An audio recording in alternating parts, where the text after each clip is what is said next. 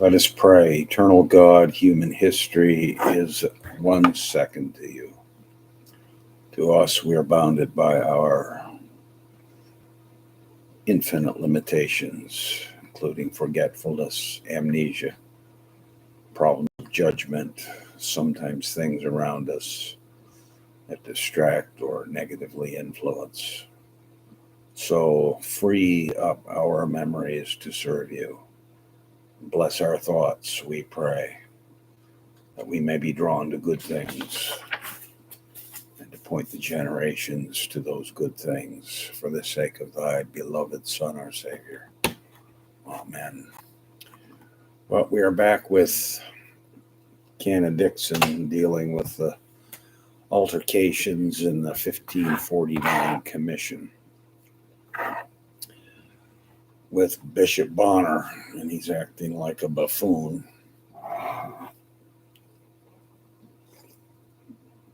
He's played the straight face game for a long time, taciturn, doesn't say much, but does things behind the scenes. So this is in September 1549. He appeals now to the king and a formal exception or recusation of Sir Thomas Smith on the ground that he was incompetent to judge him. His enemy who had shown him malice throughout the and, among other words, had likened him to thieves, murderers, and traitors. I said it and I say it again, answered Smith, since we may perceive it by your doings, and I will be your judge still until I be otherwise inhibited. The bishop retorted that as Smith was king's commissioner, secretary, chancellor, he reverenced him. But as he was Sir Thomas Smith, I say ye lie upon me, and I defy you. The others told him that he deserved imprisonment for his behavior. Send me where you will, said the bishop, except ye send me to the devil, for thither I will not go for your commandment. 3 things I have, a small portion of goods, a carcass, and a soul. The 2 first ye may have, though unjustly. The other ye get not, for I commit it to the hands of God. Smith told him that he should know that there was a king. Yea, said the bishop, but that is not you. Smith answered that they would make him know who it was, and they ordered him to depart the chamber while they consulted. Outside the door, while he waited, Bishop Bonner told his chaplains not to look sad. My trouble, said he, is for God's cause, and I am merry and a good comfort. What grieveth me is that Hooper and such vile heretics are licensed to preach in my diocese, and their preachings to rail at the blessed sacrament of the altar and poison my flock. I will live and die, and am ready to suffer death in the opinion that the verity and presence of Christ's body is there. As ye are Christian men, I charge you to go to the mayor and aldermen of London and pray them, when such detestable heretics do come to preach to them, that they depart out of the place and do not hear them, lest they both hurt themselves and encourage others. I require and charge you to do this. Perceiving some of the archbishop's gentlemen listening, he charged them also to report all such erroneous preachers to their master, and to advertise him of the speeches which they had now heard. When he was recalled, he delivered a written appellation from the commission to the king, which was drawn up certainly in a vigorous and lucid manner. I appeal, said he in effect, to the supreme prince who gave me my bishopric, who would, against men who would harass me in it. The commissioners, however, disregarding this, proceeded to examine his answer to their last articles, requiring some further explanation. While Bonner maintained that he was not bound to answer more, nor would, so long as Secretary Smith sat there. The document deserves to be read at length in Fox. The pith of it is as follows. Though I, Edmund Bonner, attained my bishopric at the benevolence of Henry VIII, and was lawfully elected and translated to it with its rights and appurtenances, and have since possessed the same in peace, keeping residence in hospitality, and exercising my pastoral office as the laws require, a man of good fame and name, neither excommunicate, suspended, interdicted, nor criminous, always obeying readily the commandment of the church and other my superiors in all lawful causes, nevertheless fearing upon certain probable causes, likely conjectures, threatenings, and assertions of certain injurious men, my enemies, or at least such as little favor me, that great damage may come to me on the premises or part of them, or lest any man by any authority, commandment, denunciation, inquisition, office,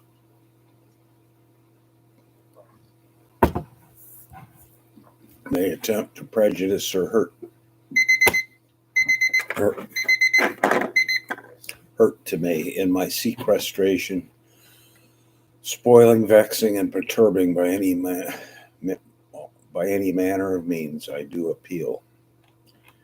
So that's the essence of it. He appeals to the king. Smith threatened him that if he persisted in force, they would take other order with him to his pain. Bonner answered that Smith was ignorant of the law, that he would not answer otherwise than as the law compelled him. Smith then committed him to Marshalsea, that's how it's said, Marshalsea, for contempt, and bade the officer to keep him, so that no man might come to him, or that he should sit by him himself. The bishop made answer that it would have become Smith to have left this to his Grace of Canterbury, who was first in the commission, and Smith's better. As he was led off, he added that he required no favor at Smith's hands, but he might put bolts on his heels and iron round his body if he would. To Cranmer he said, I am sorry that I, being a bishop, am thus handled at your Grace's hand, but more sorry that ye suffer abominable heretics to practice as they do in London and elsewhere, infecting and disquieting the king's liege people. I require you to abstain from this, or I will accuse you before God and the king. There were two other sittings of the commission upon Bonner in which the same scenes of recrimination were repeated. He stuck to his exceptions, protestations, recusations, and appellations, and was not to be beaten out of them, saying that unless he had been brought from prison by force, he would not again have appeared before judges who both had put him there and yet commanded him to make answer. He was then declared to be contumacious and guilty or pro confesso on the articles, to which he had not fully answered, and the formal sentence of deprivation was pronounced upon him. He instantly declared the sentence to be lex nulla, but so far as it appeared to be aliqua, he appealed against it as in justa et iniqua. and demanded whether he were to go back to prison. Bonner is deprived. This is 1549, I believe.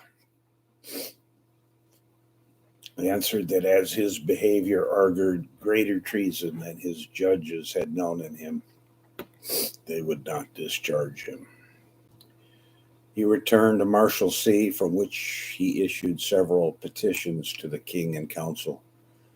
But his appellation to the king, though it got heard, brought no redress. This, the first great ecclesiastical cause since the Act of Uniformity, has attracted less notice in history than it might. It is seldom that four such notable characters as Bonner, Cranmer, Ridley, and Hooper, to say nothing of Smith, have been so closely engaged. Never four who were destined so signally to exchange the parts which now they played. Politics and personal feeling partly obscured the ecclesiastical bearings of the case, but still we may see in it some features which have marked ecclesiastical cases since the Reformation. The mixture of two incompatible systems of law is discernible. The difficulty of getting just justice out of the law in ecclesiastical causes. The victim, it is true, was of higher degree than most of those who enter courts or undergo commissions, but he was denounced by the voluntary zeal of a couple bitter fanatics, says Dixon. He denied the competency of his judges. Every plea that he urged was treated with ridicule. His contempt of court produced imprisonment without term. On the other hand, his judges renewed and interpreted their powers in going along. And this, though monstrous in itself, was a mark of the scrupulous anxiety which has scarcely been needed since. And the charges laid against him accumulated deprivation upon imprisonment, a complication which has seldom been witnessed.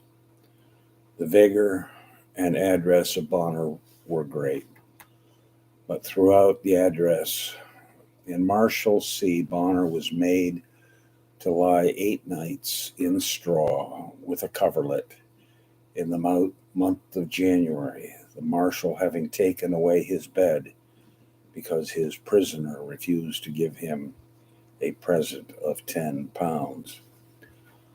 But throughout the proceedings, there was the evident determination to prevail against him by whatever means, and all was foregone from the first. We're still in 1549, and now we'll talk about the Lady Mary's Mass. The troubles of the Lady Mary concerning her Mass, a contemptible episode in the history of uniformity, began early and recurred throughout her brother's reign. As soon as the English service was confirmed by the Act, Mary was required by the Council to adopt it instead of the Latin Mass, which was celebrated in her household. The faithful daughter of Catherine gave them thereupon her opinion of their doings with great plainness of speech. I see men whom my father made from nothing take usurped power upon them. He put them in trust.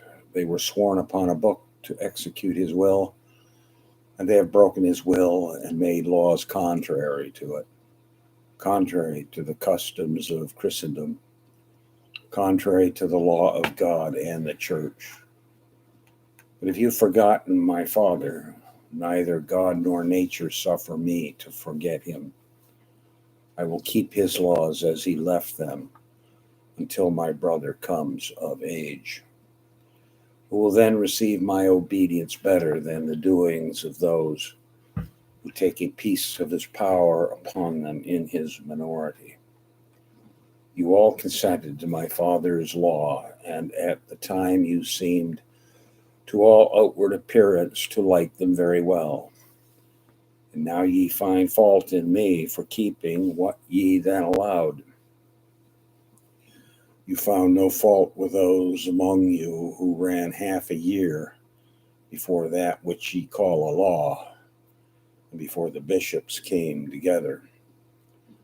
Surely I should have as much preeminence to continue in keeping a fully authorized and impartial law, as they had to break that law and to use altercations of their own invention, which were contrary both to it.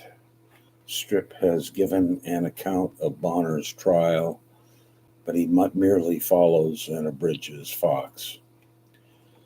And to that which ye now call law, Mary's still going on here, the council again required her to conform and to send to them the comptroller of her household and her chaplain.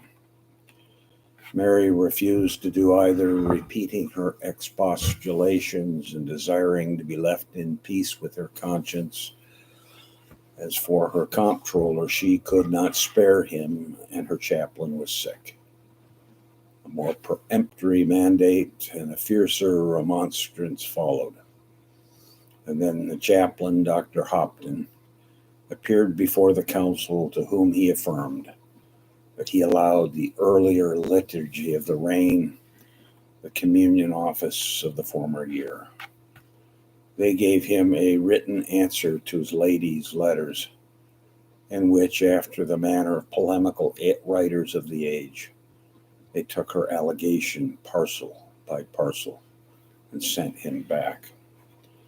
Footnote: the letter is undated, but must have been written at this time. The expression before the bishop comes together seems to refer to the meeting of the Windsor Commission about the prayer book. The entry as to these things in the manuscript Privy Council book is as follows. Sunday, June 16.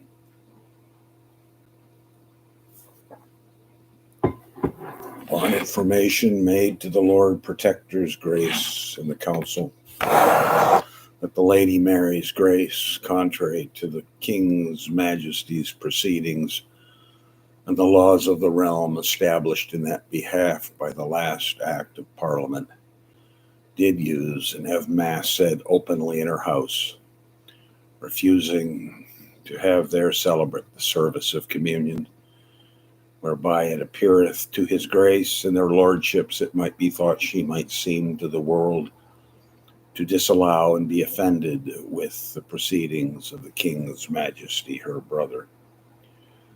The lordships wrote to her grace in that behalf, giving to her advice to be conformable and obedient to the observation of his Majesty's laws, and to give that the Mass should no more be used in her house, that she should send to the Lord Protector and Counselor, her comptroller, and Dr. Hopton, her chaplain. Fox gives the letters, script 3, 239 adds many particulars. Fox, this answer seems to have been prepared beforehand, since it was dated June 14, and to have been continued down to Mary's last letter, which was of June 27. So if we get our timing right here, 1549, all of this precedes Bonner's games in September. And the Act of Uniformity has been passed, and the Book of Common Prayer is being used as of Pentecost Sunday, is what I understand. It is remarkable as containing a declaration that the Act of Uniformity was by long study, free disputation, and uniform determination of the whole clergy, consulted, debated, and concluded. Continuing on with attempts to make her action criminal. About the same time, information was received which seemed to implicate Mary with the great risings of the commonalty. Her retainers were said to attend seditious assemblies. The priest of Sampford Courtenay was said to be one of her chaplains. Her receiver Pooley to be a leader of the rebels of Suffolk, where her house was situated. Another of her gentlemen named Arundel to be active in their cause. Of this they wrote to complain 18 July, adding that her incompliance in religion gave countenance to these disturbances. Mary instantly vindicated her servants 20 July, denying that she had either chaplain or other acquaintance in Devon, that Pooley went among the rebels, that Arundel, who lived near London, ever did more in those parts than wait on her house. For herself, she said that her proceedings gave no courage to the insurgents, for that all the rising in those parts were touching no part of religion, and it was rather their alterations and unlawful proceedings that gave occasion to the commotions. On this, the king, her brother, was made to write to her, marveling that she refused the Book of Common Prayer, but giving her a dispensation to have private service in her chamber. Footnote: this permission was ascribed to the softness of Somerset and said to have been used by Warwick against him. The former gave her license to attend Mass and have access to her sacrificing knaves, said John Ulm to Bullinger. But Warwick was very angry with him and said, the Mass is either of God or of the devil. If of God, all ought to have it. If not, as we are taught by the Scriptures, why should not the voice of this fury be equally prescribed by all? As this dispensation bears affirmatively on the question whether the first prayer book went through convocation, and seems not to have been, and then it's down the next page. The foreign policy of the protectorate had failed everywhere, so it's shifting to foreign policy, feeble policy, but we're picking back up with the footnote. There are 3 copies in the record office, one a fragment, the other an unsigned draft, a third of a modern copy of this endorsed, not sent. It runs thus: most dear and entirely beloved sister, we greet you well.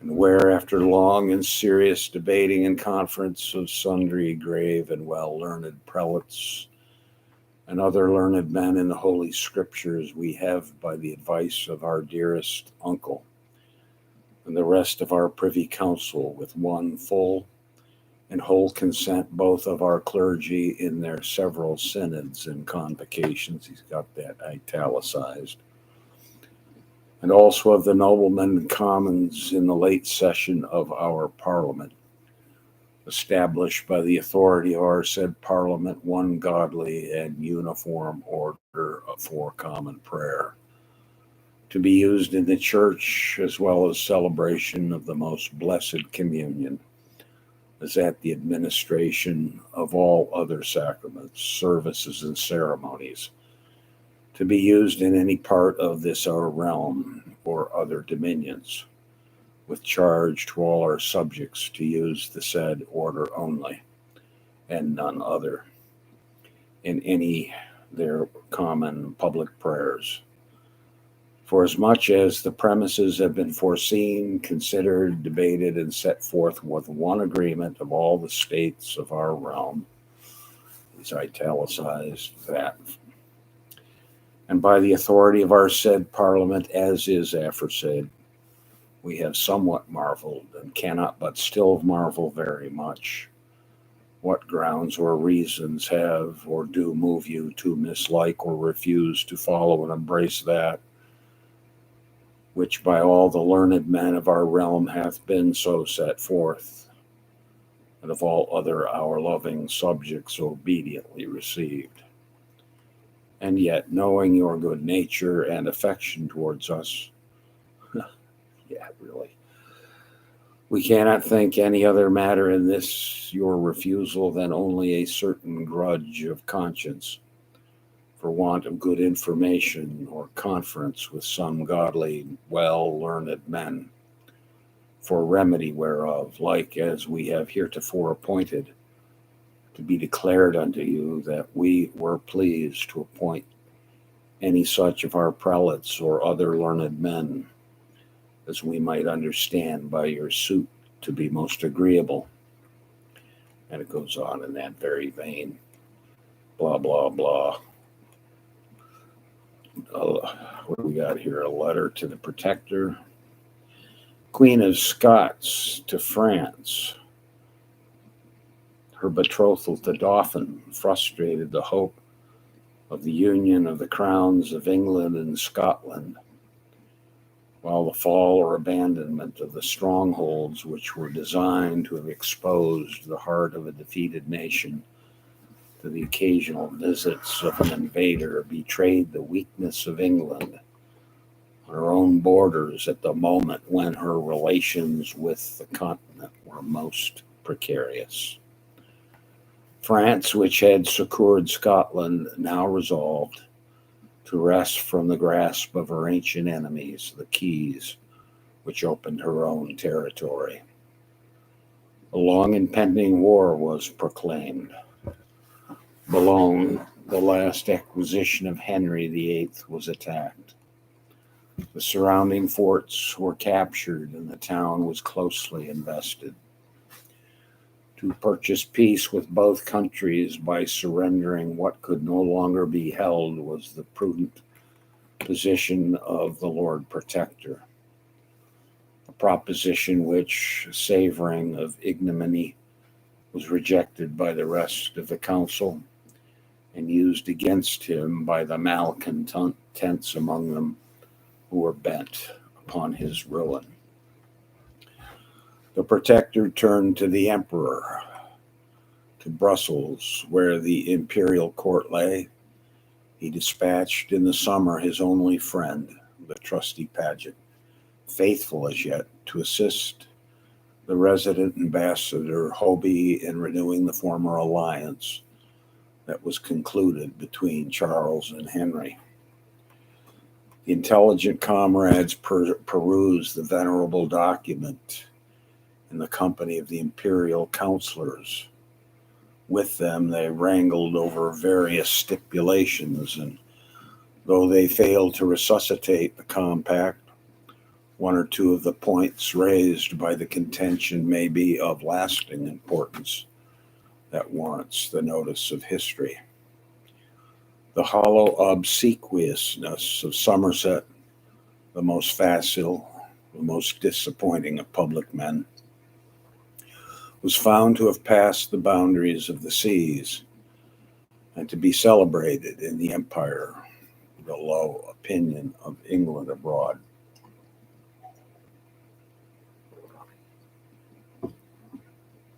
No justice can be got from England in the redress of injuries, exclaimed the imperialists.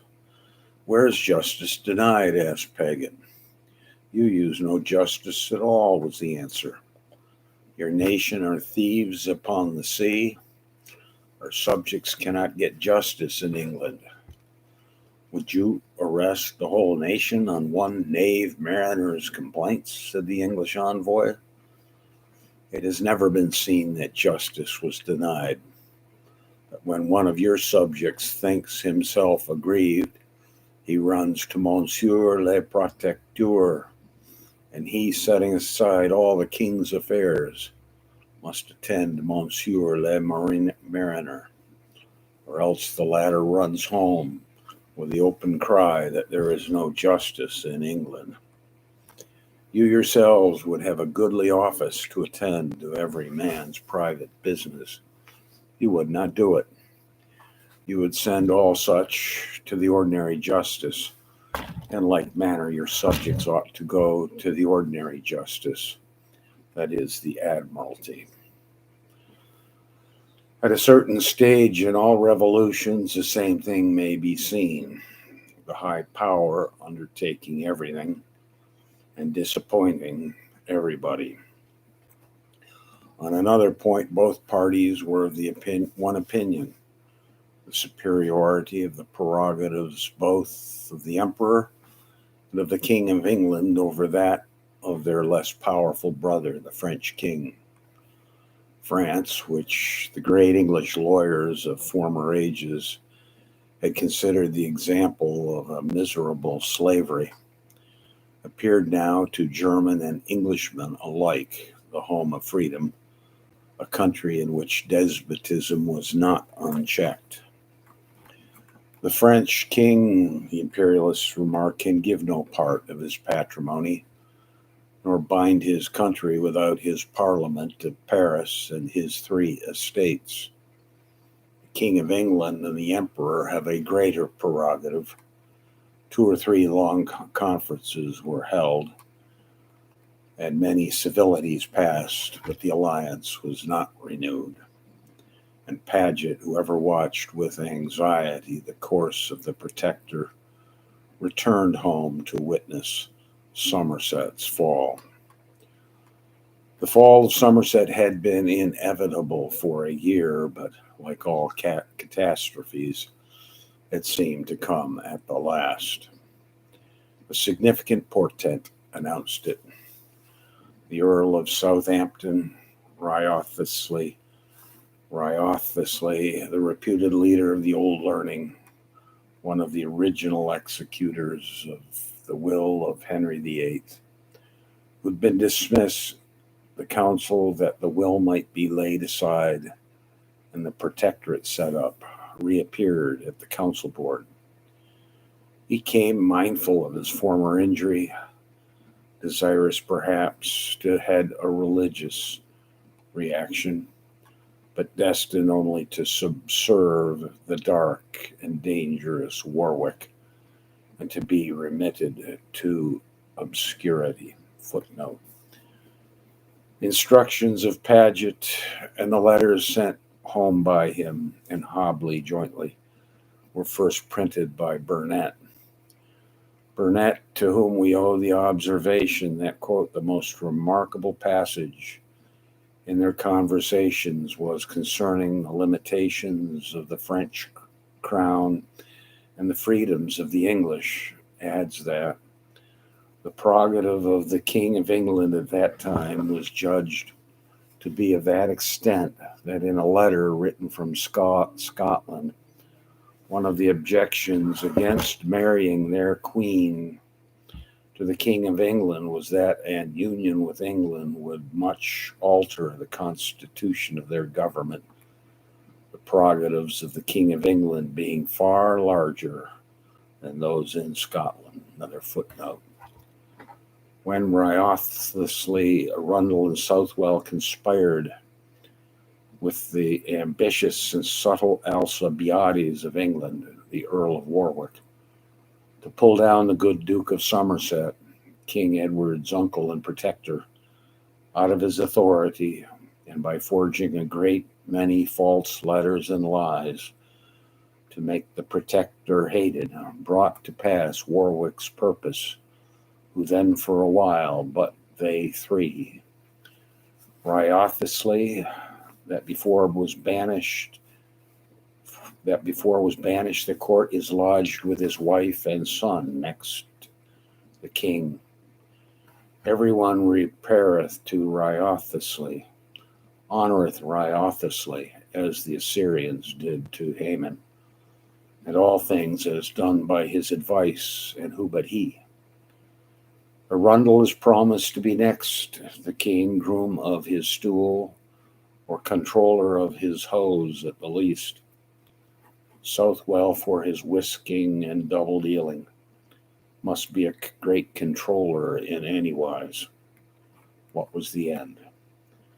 The earl, as crafty as the rest, seeing that his desire should not take place if those men might have what they hoped for, so handleth matters that Wriothesley is fain in the night to get him out of court to his own house, where upon narrow examination, fearing lest he should come to some open shame, and either poisoned himself or pined away for, we don't know how it ends there. However, his services to Warwick were not small. He and the Lord Chancellor Rich uttered speeches which came abroad and were echoed widely. The glory of everything was ascribed to Warwick. To Somerset, all of the disasters, the failures, the disgrace. At the beginning of October, the party of Warwick had their headquarters in London, where they took possession of the Tower, displacing the lieutenant by one of their own adherents. Somerset, who could not be said to have a party, was at Hampton Court with several of the council. It was at that moment that the brief and bloodless struggle of 11 days was begun, which ended the Protectorate. The lords in London, who were augmented daily by fresh accessions, relied on their position and the aid of the city. Somerset held the person of the king, round which he made a futile attempt to rally the country. With him happened to be Cranmer, Cecil, Paget, Smith, Peter, Thynne, but none of them were bound to him rather than to his enemies. None were attached to him by friendship, unless it were Paget and Cecil, and perhaps Cranmer. Both parties strove to raise the dangerous cry of treason, and both bid for the army, which lay in the west under Russell and Herbert. The first disruption of the worst cabal that ever governed England need not delay the reader intimately, but the inability of Somerset, who on the 1st of October began the struggle by giving his enemies a warning, who on the morning of the 6th ordered Hampton Court to be defended with rampires and fled in the evening to Windsor with the king, and who submitted to be taken on the 11th, was conspicuous throughout. The perfidy or prudence of Peter, whom he sent as a messenger to the lords in London, but who returned not again, might also be observed. The independence or duplicity of Cranmer, Smith, and Paget, with whom the lords constantly maintained a separate correspondence, and the treachery or benevolence of Paget, who sent his servant with a private message to the lords that the person of the Duke might be apprehended with much ease. Somerset fell as he tried to stand alone. The victorious faction hastened to justify themselves to the nation and to foreign courts on the very day of his arrest, by a proclamation in which they alleged against him the disorders of his government, by which themselves had profited, the usurpation to which they had consented, and the hiring of mercenaries from which proceeded their own safety. In some articles which they addressed to the Duke himself, they were more frank in assigning the real cause for his fall. You rebuked and taunted us both privately and openly. When we spoke to you of public affairs, you discharged prisoners. You had a court of requests in your own house. You made a great work about enclosures. You told the people that the gentlemen were the only cause of dearth. When the people rose, you suffered them to gain head, and you manifestly favored them. Got a footnote. The unknown Franciscan, the last of the religious chroniclers, who continued for his own use after the dissolution of the religious houses, the chronicle of Grey Friars, to whom we owe so many vivid touches of the times, and who must have remained living close to the old seat of his order, has observed that Somerset, by his own request, entered London as a prisoner by St. Giles in the Field, to avoid the sight of the churches that he had begun to pull down to build his own palace. The first fall of Somerset. On the meeting of Parliament, the fallen protector was examined in the Tower by a committee. Fox, who printed them dishonestly, suppressed the 10th on part of it, the words, "Also you are charged that you have divers and many times, both openly and privately, said and affirmed that the nobles and gentlemen were the only cause of the dearth of things, whereby the people rose and did reform things themselves."